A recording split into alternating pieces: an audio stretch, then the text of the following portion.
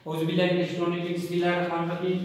हम पढ़ेंगे कि हमारे पास यूनिट दिए गए होंगे कि एक मेडिसिन यूनिट पे दिया गया होगा तो हमने मालूम करना होगा कि ये कितने ml के बराबर है।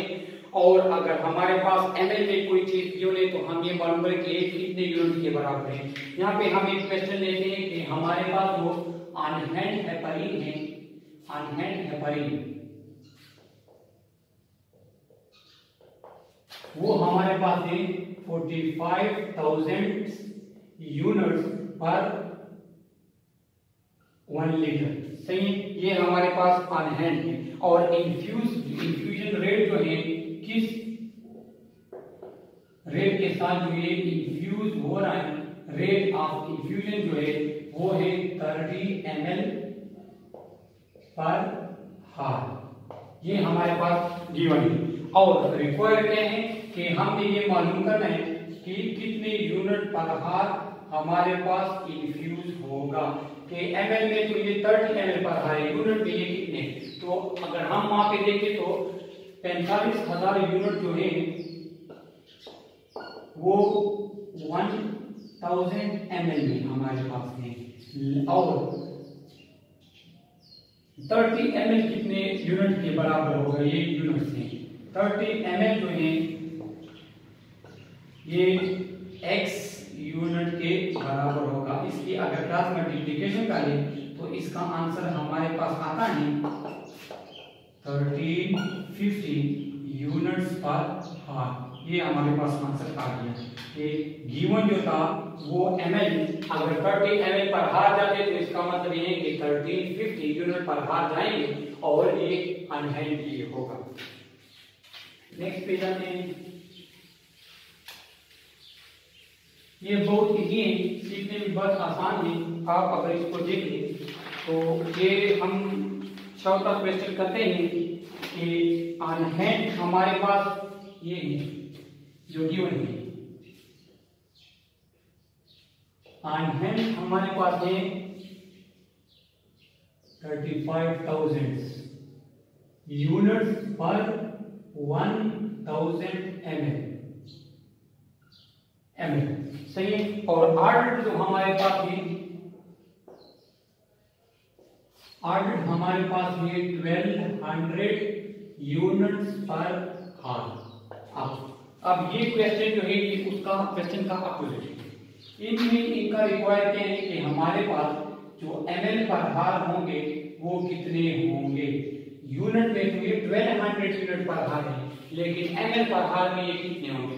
तो यहाँ हम देख लें कि हमारे पास गिवन जो है वो 35,000 अगर हमारे पास 1000 ml में साल है या डिजाइन ये जो भी है 1000 ml में, तो ये 1200 यूनिट कितने के बराबर होगा। ये हम यहाँ पे लिख लें, ये x इसकी क्रॉस मल्टीप्लिकेशन कर दें तो हमारे पास आंसर आ जाता है 34.28।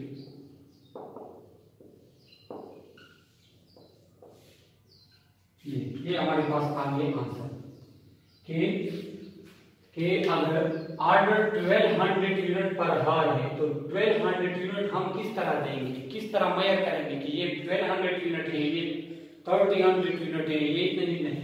तो हम इसको ml में फिर कन्वर्ट करते हैं। तो ml में हम कन्वर्ट करेंगे क्रॉस मल्टीप्लिकेशन के लिए हमारे पास 34.28। तो एक हार में अगर हम इतना ml इस पेशेंट को देते हैं तो इसका मतलब ये है कि ये पेशेंट रिसीव कर रहा है 1200 यूनिट पर हार।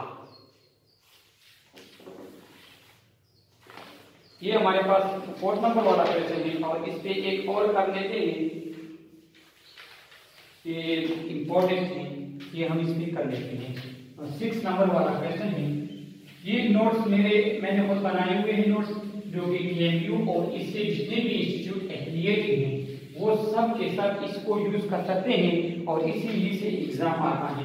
इसमें हमारे पास गिवन है कि आर्डर 500 ml, जो आर्डर है आर्डर हमारे पास 500 ml है।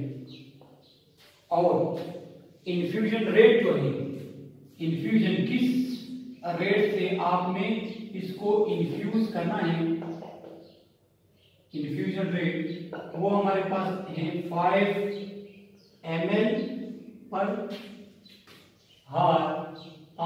इसको हम 5 cc भी लिख सकते, 50 cc भी लिख सकते हैं, पर हार क्योंकि cc और ml दोनों एक ही चीज थी। सही। अब इनके 3 क्वेश्चन के पहला क्वेश्चन इनका कि इन्फ्यूजन टाइम कितना होगा, ये है पहला क्वेश्चन। दूसरा क्वेश्चन इन लोगों का है कि अगर ड्रिप 8 बजे स्टार्ट होता है, अगर ड्रिप 8 बजे स्टार्ट होता है तो ये किस टाइम पे एंड करेगा। सही है। और तीसरा इन लोगों का क्वेश्चन ये है कि अगर 4 बजे के लिए हमारे पास, तीसरा क्वेश्चन है कि इस टाइम पे कितना फ्लूइड या कितना कंटेंट हमारे पास ड्रिप में रहेगा। तो ये 3 क्वेश्चन है जो हमने प्रूव करने हैं।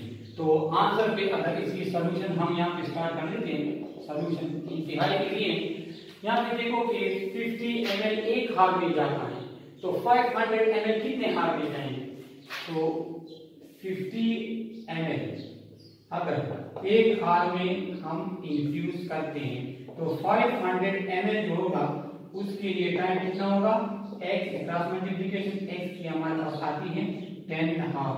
तो हम अगर 50 ml 1 हार में जाते हैं तो 500 ml जो है वो हमारे पास 10 हार में जाएंगे। तो इन्फ्यूजन टाइम जो है ये हमारे पास है 10 हार। तो इसका आंसर आ गया कि इन्फ्यूजन टाइम जो है वो है 10 हार। 10 हार। ये एक क्वेश्चन हमने सॉल्व कर दिया।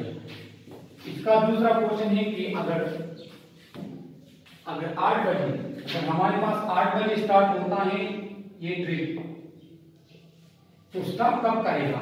तो अगर इस 8 के साथ अगर हम 10 हार, क्योंकि इन्फ्यूजन टाइम 10 हार में इसने कंप्लीट होना है, इसके साथ अगर 10 हम ऐड करें तो ये 18 इस पे ये हमारे पास स्टॉप करेगा।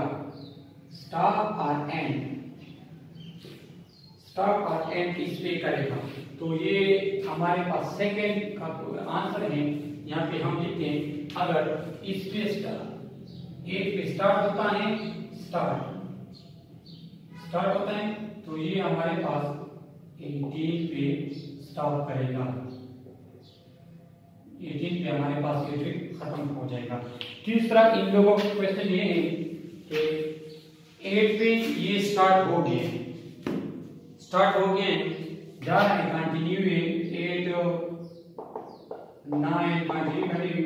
ये 14 पे ये कितना हमारे पास रह चुका होगा ड्रिप में। कहते हैं कि लेफ्ट 14 पे कितना लेफ्ट हो चुका होगा। तो ये अब हम मालूम करते हैं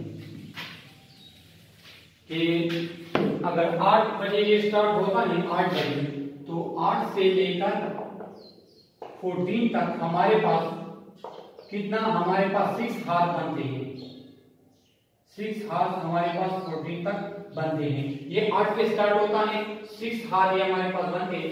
तो अगर 5 cc एक हार में जाता है तो 6 हार में 300 cc और ml हमारे पास जाएंगे 6 हार में।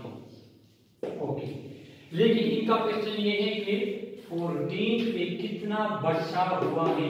तो 300 ml हमारे पास चले गए और ड्रिप में हमारे पास लेफ्ट है 200 ml, क्योंकि जो ड्रिप या जो इन्फ्यूज हमने लगाया हुआ है वो है 500 ml।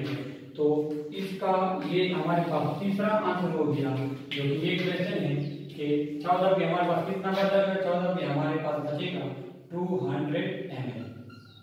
इस तरह के सिंपल क्वेश्चन होते हैं जिसके सॉल्यूशन करनी होती है नर्सिंग मैथ्स में और मेडिकल मैथ्स में। तो आप लोग इसको सीख के जिसको जहाँ पे प्रॉब्लम हो वो कमेंट में